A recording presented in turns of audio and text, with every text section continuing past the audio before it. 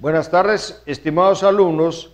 Vamos a continuar con el curso de análisis estadístico y econométrico dentro de la maestría de planificación estratégica del desarrollo. Vamos a ver ahora el siguiente tema, que es el tema segundo o tema 2, que se refiere a la estadística inferencial. En la clase anterior vimos conceptos importantes de la estadística, conceptos básicos como son la media, la varianza, la covarianza y la inferencia estadística a partir de la muestra para sacar conclusiones de la población. Vamos a enfatizar en esta segunda clase en la estadística inferencial. Vamos a ver distribuciones de probabilidades importantes, vamos a ver inferencias, estimación de parámetros y pruebas de hipótesis. Los parámetros se estiman a través de los estadísticos, que son los valores obtenidos en las muestras, y a partir de ahí podemos hacer inferencia sobre los parámetros, que son los valores de la población.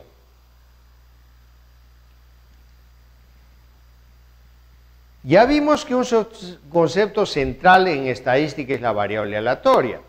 Habíamos dicho que la variable aleatoria es una variable estándar, pero que adopta valores que se asocian con probabilidades. Hay una mayor frecuencia de algunas variables que generalmente están en el centro. Cuando digo generalmente me refiero a una distribución normal que es simétrica y cuya kurtosis tiene ciertos valores medios, digamos, ¿no? La función de distribución de probabilidad de una variable aleatoria es la relación entre los valores posibles que asume esta variable versus o frente a las probabilidades que se produzcan estos valores, y puede representarse mediante x igual a la función de probabilidad de x cuando x es igual a un valor particular. Este gráfico ya lo vimos, la función de densidad de una variable aleatoria continua mide todos los valores que se producen desde la izquierda pasando por 0 hasta la derecha. Hay un área sombreada o gris que se llama la probabilidad de que ocurra x dentro de los valores A hasta B. Y abajo vemos esta variable aleatoria graficada con sus probabilidades. Como vimos en la clase anterior, el 7, si lanzamos 2 dados, tiene más probabilidades de aparecer que el 6 y el 8, un poquito más que el 5 y el 9, etc., y mucho más que el 2 y el 12. De hecho, el 2 y el 12 son valores extremos que tienen una probabilidad relativamente baja dentro de esta función de probabilidades. Acá tenemos otros ejemplos y tenemos, por ejemplo, la función de densidad de una variable aleatoria continua, que también la vimos, que está en función de las probabilidades de que x tenga un valor determinado del rango de valores que puede adoptar x, y también otro valor particular y z otro particular. La función de y dado x es igual a la función de probabilidades de x, y sobre la función de probabilidad de x. Esta es una probabilidad condicional. Esto vamos a verlo en detalle en las siguientes diapositivas. Acá tenemos un modelo de análisis de regresión. Tenemos una variable y dependiente y una variable x explicatoria o variable independiente. Ahora, la forma de regresión lineal nos da algunos parámetros. El valor particular de y sub i y latina es igual a una variable, a un parámetro o término independiente beta sub 0, más el valor de xy multiplicado por un parámetro que es conocido como pendiente en el caso de la regresión lineal. Y a esto agregamos un término aleatorio o estocástico, U sub I, es las desviaciones aleatorias que se producen dentro de la estimación de una función de regresión. Y sub I latina es igual al valor esperado de I dado X sub I latina más un término de error U sub I. El subíndice I latina se refiere a la iésima observación. Si tenemos 12 observaciones, se refiere sucesivamente a la primera cuando tiene el valor 1 y cuando tiene el valor 2 en la segunda, el segundo valor, la segunda observación, etc. Son los puntos individuales de un análisis o de una recta que nos refleja un análisis de regresión. Y el tipo u origen de los datos nos sirve por convención, se utilizará I en datos de corte transversal y T si los datos corresponden al tiempo. ¿Qué es lo que estamos diciendo en este último párrafo? Que hay dos tipos de análisis. Hay los tipos que se llama corte transversal, que se refieren a un momento del tiempo y por lo tanto los valores varían en ese momento de tiempo, pero la variable independiente varía con un subíndice I. En el caso de las series temporales, que es cuando el tiempo varía, por ejemplo, si tenemos estadísticas del Producto Bruto Interno, de la producción nacional a través del tiempo, a través del año 2000, 2001, 2003 hasta el 2012, vemos que hay un crecimiento del PBI nacional, pero los años tienen, como variable independiente, X tienen un subíndice T, si los datos corresponden al tiempo. Y sub I es un componente sistemático o determinístico más un componente aleatorio. Y sub I es igual a un componente sistemático que es función de XI más un componente aleatorio, como vimos en la parte superior de esta diapositiva. Tenemos la variable dependiente I sub I igual a un término independiente beta sub 0 más un valor de XI multiplicado por la pendiente beta sub 1 más un término aleatorio o componente aleatorio. Este es el gráfico que nos expresa cómo se obtienen los valores cuando X, la variable independiente, varía a lo largo de la recta numérica. Vemos que X, que es la variable independiente, tiene valores como X, 100, 120, 140, 160, hasta 260. Y la variable dependiente Y, que es el gasto de consumo semanal, cuando los ingresos varían en el rango que hemos visto en la recta de las abscisas de 80 a 260. Entonces ahí vemos que hay una relación directa en el gasto del consumo semanal a medida que crecen los ingresos. Eso es muy común en la economía, ¿no es cierto? Que mientras más ingresos tiene una persona o una familia, gasta más, el consumo es mayor. Sin embargo, este consumo, la respuesta no es totalmente lineal. Como vemos, hay puntos fuera de la recta. Esos puntos que están o hacia arriba o hacia abajo de la recta es la distribución. ¿Y eso por qué? Porque vimos que había cierta aleatoriedad en la respuesta. La respuesta no es totalmente matemática, por eso es que se usa la estadística y en la curva de regresión tenemos que agregar un término estadístico o aleatorio. Esas variaciones son las que están reflejando en esos puntos que están encima o debajo de la recta de regresión. Las distribuciones de normalidad, de probabilidades importantes, tenemos la distribución normal, es tal vez la más importante. Ya vimos en la clase anterior que es la distribución normal, es la curva de Gauss, que tiene una forma acampanada, y en el centro las variables aleatorias tienen más probabilidades de ocurrencia, por eso es que hay una mayor frecuencia de estas. Buena cantidad de fenómenos reales en la vida, en la biología, en la economía, en las ciencias físicas, son representadas con una función de distribución de probabilidad normal. Es uno de los avances de la estadística muy importantes, la función de distribución de probabilidad normal o curva de Gauss. Esta está descrita por sus dos parámetros. ¿Cómo se describe esta curva? Tiene dos parámetros fundamentales, la media y la varianza. La media y la varianza poblacional. La media está al centro, digamos, de la recta que va en el eje de las abscisas, en el eje de las X, y la varianza es la medición de la forma acampanada de esta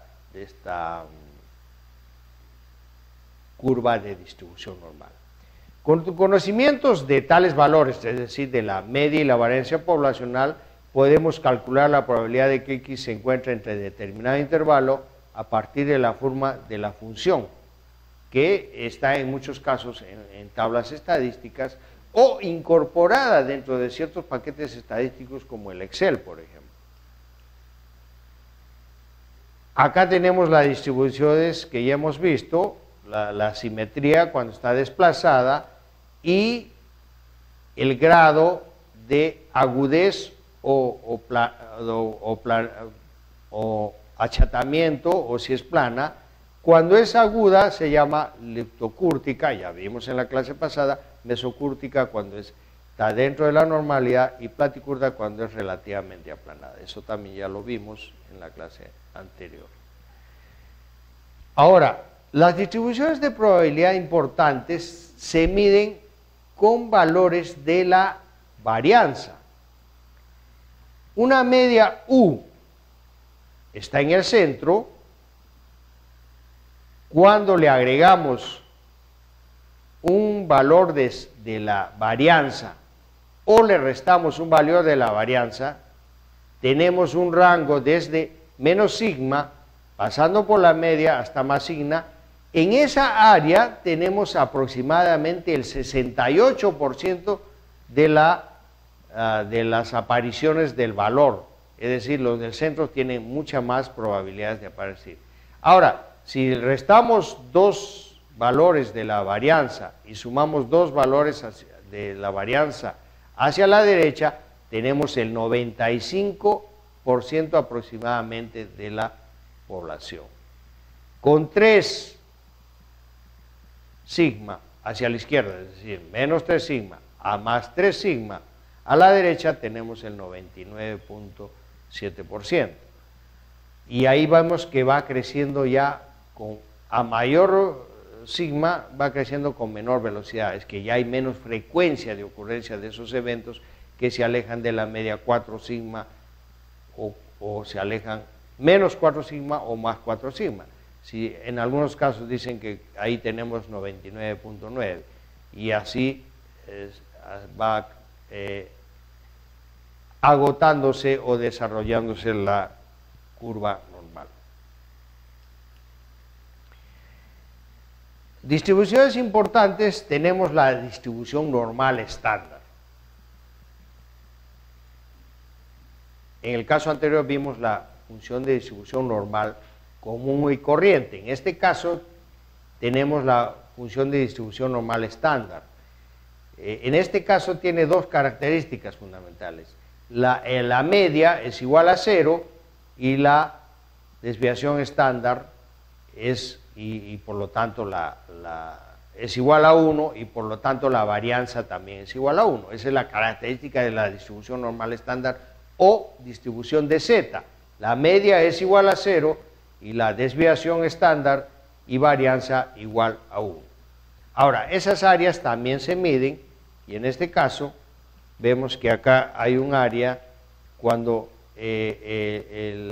la probabilidad de que el valor de z esté entre 0 y 1,96 es igual a 47.50. Y la probabilidad de que z sea mayor que 1.96 es 0.5, que sería toda la área hacia la derecha del 0, de la media, menos el área que hemos medido en la primera ecuación que aparece ahí, o en la penúltima ecuación que aparece ahí, es decir, 0.5 menos 0.475, el área que estaría a la derecha del 1.96 es 0.025. Esa es la característica de la distribución normal estándar o distribución de Z.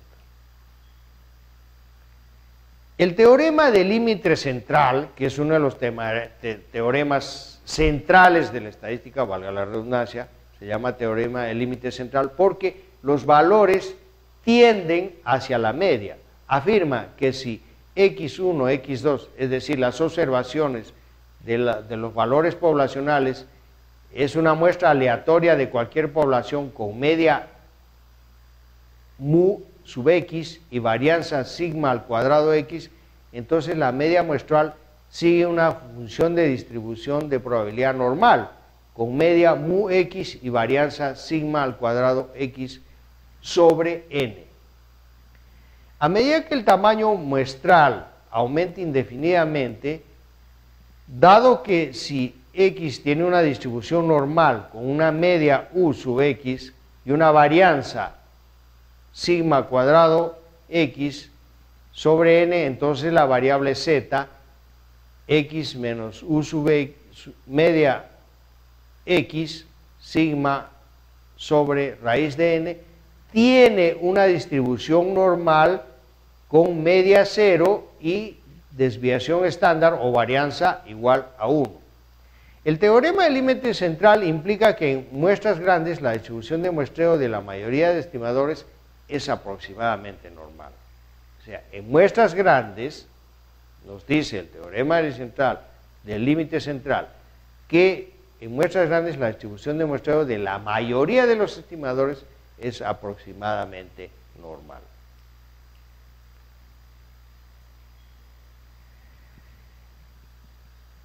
La distribución T de Student es otra distribución importante. Suponga que solo conocemos la media de X y estimamos la varianza de X a partir de un estimador muestral.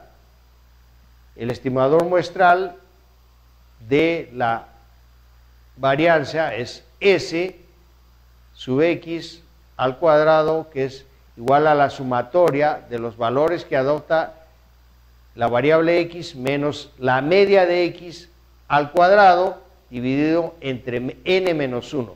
Tengan en cuenta que en este caso no se divide entre n, sino n menos 1 porque es una muestra.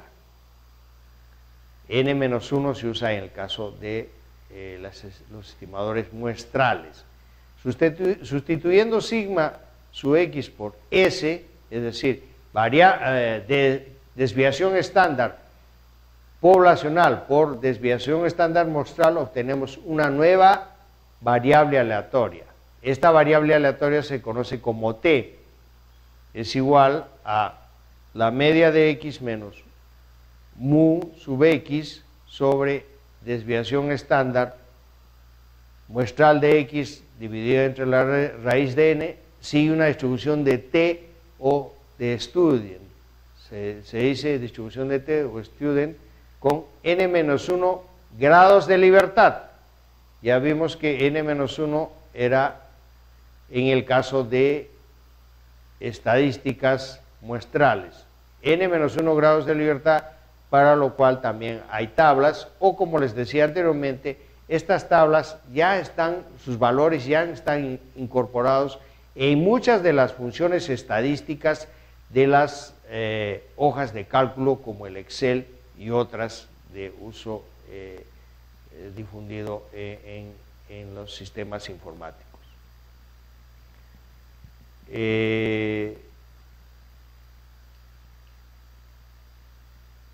Ahora, vamos a ver, igual que en el caso de la distribución normal, igual que la curva de la distribución de Z, tenemos que la distribución de T también tiene sus valores o parámetros. En este caso, por ejemplo, si vemos el valor 1.75 a la derecha de la media 0, vemos que tiene un área de probabilidad igual a 0.025. Y la probabilidad a la derecha es 0.05 para un grado de libertad igual a 20. Y todo esto está incorporado en la tabla donde podemos ver los valores que se obtienen, dado ciertos momentos o valores que obtiene el estimador T.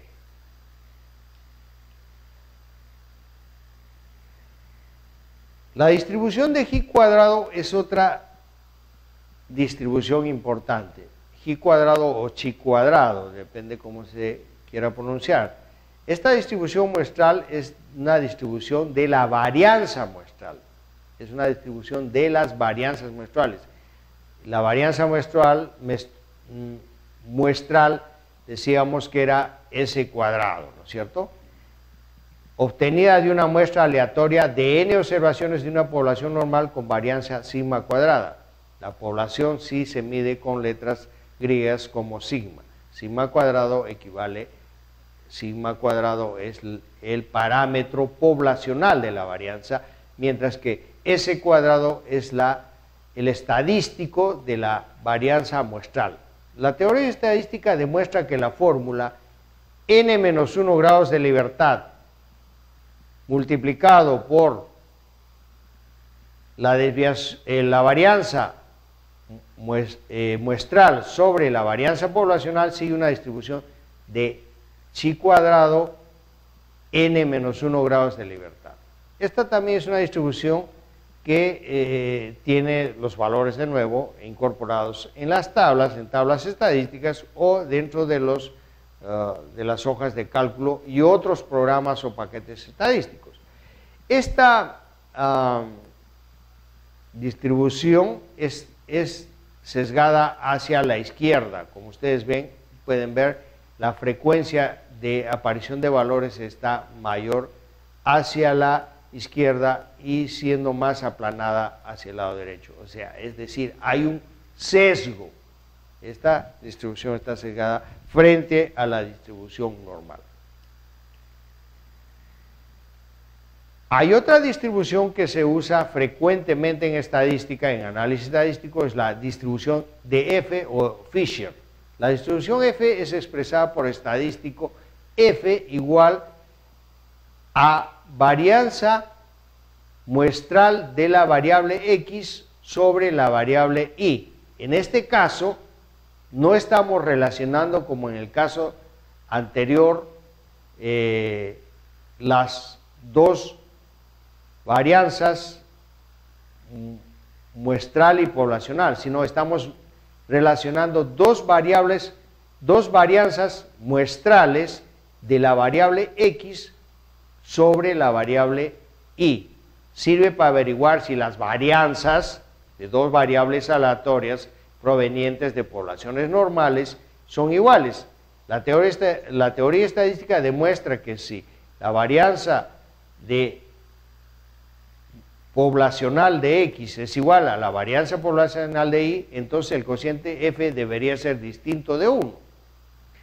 Cuanto mayor sea la diferencia entre dos varianzas, mayor sea el valor de Y. La distribución de F también sigue una distribución parecida a la anterior y que es ligeramente sesgada hacia la izquierda y aplanada hacia la derecha.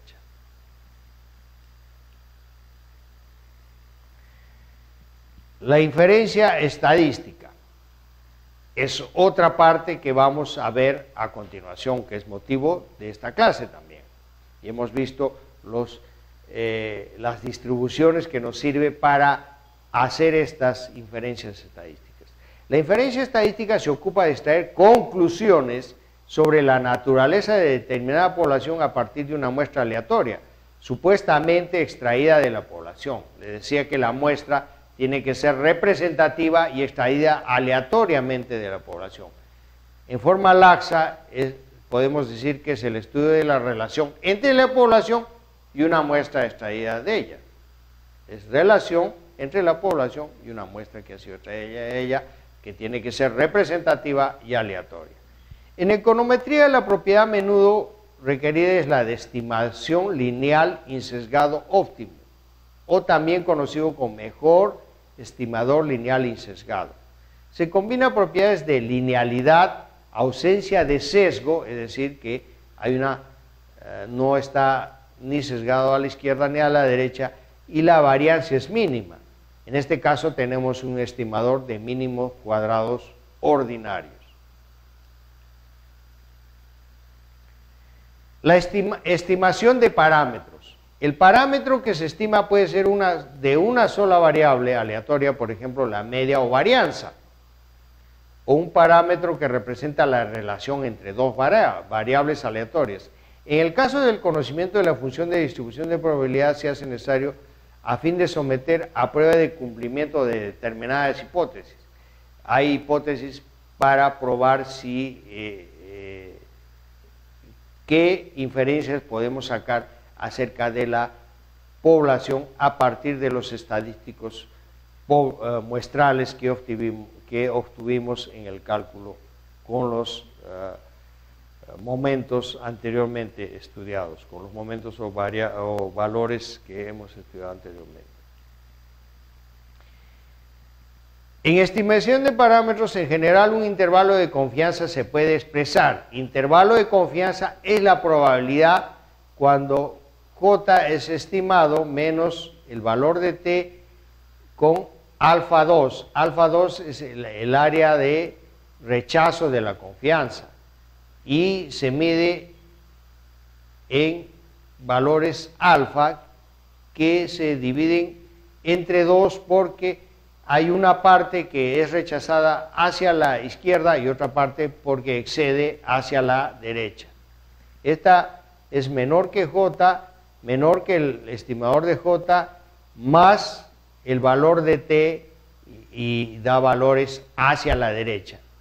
Tanto la suma del área de rechazo hacia la izquierda como la derecha nos da la suma de la izquierda y derecha, nos da el valor de alfa. Por lo tanto, el intervalo de confianza es 1 menos alfa.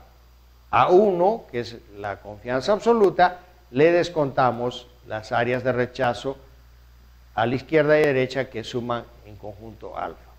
El intervalo de confianza, por lo tanto, es la probabilidad de que ocurra X menos el valor de T multiplicado por la varianza muestral sobre raíz de N, y está en un rango de la media X que por el otro lado de la derecha tiene un límite de X más el valor de T multiplicado por la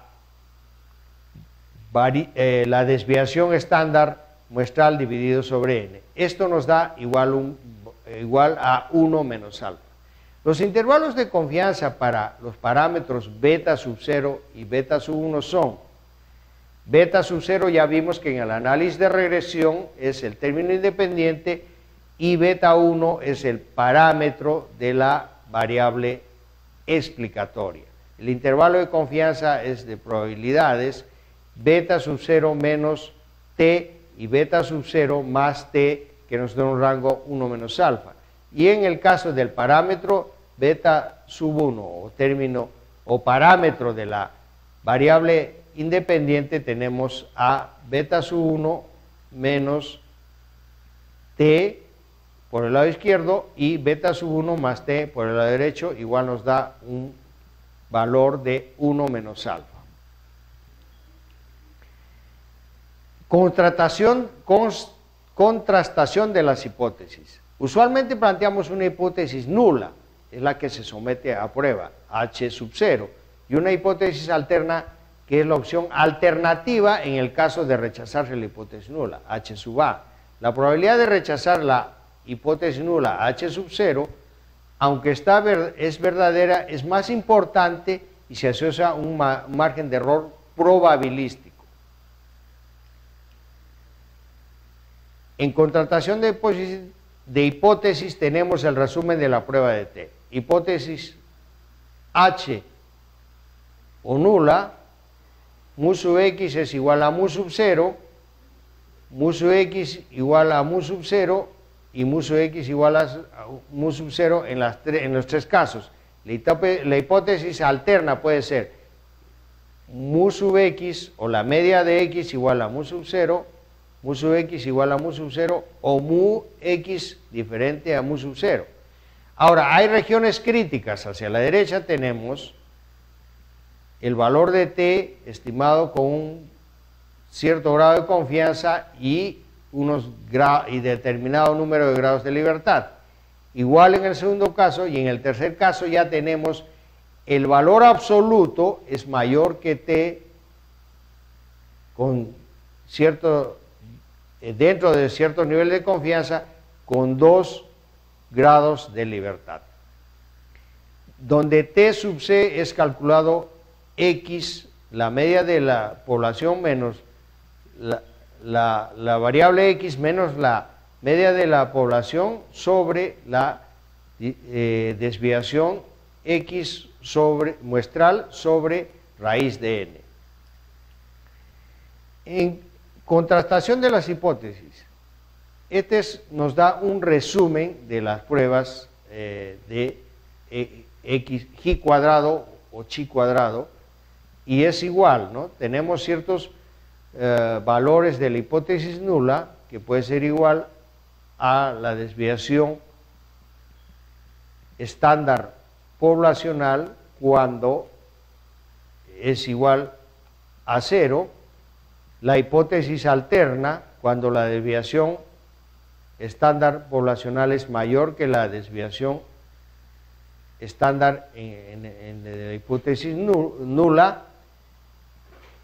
es diferente, y tenemos hacia la derecha las regiones críticas, donde g cuadrado es n menos 1 multiplicado por la desviación estándar muestral, la varianza muestral sobre la varianza poblacional.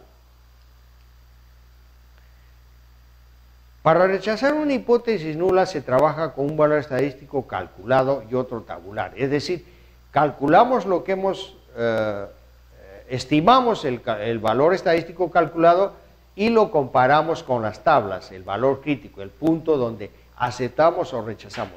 Si el valor calculado es mayor que el valor tabular, entonces lo rechazamos, rechazamos la hipótesis nula. Pero el valor calculado está asociado a una determinada probabilidad, por lo que otra forma de rechazar o no rechazar la hipótesis nula es comparar probabilidades. Si la probabilidad calculada es menor que 0.05, se rechaza la hipótesis nula. Caso contrario, la hipótesis nula no es rechazada. Esto es lo que tenemos que ver en cuanto a estadística inferencial. Es decir, probamos las hipótesis con los valores calculados y los comparamos con valores tabulares y de acuerdo a las probabilidades aceptamos o rechazamos la hipótesis nula. Gracias.